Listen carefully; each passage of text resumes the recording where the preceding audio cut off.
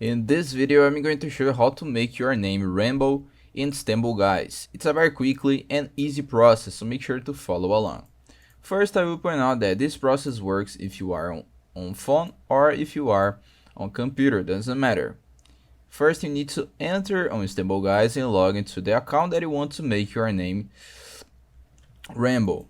Then click right here at the top left corner on your name and you will see your name. You need to click on this pencil and here you need to type exactly that I will type right here.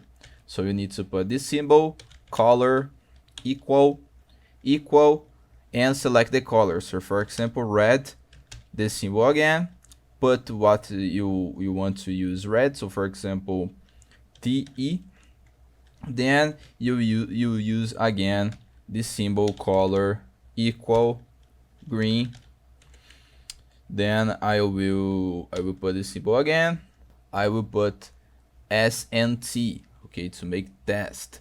Then click on OK, and you will see that you make your name Rainbow. If you want to put blue, you can. So this symbol again, color, equal, blue.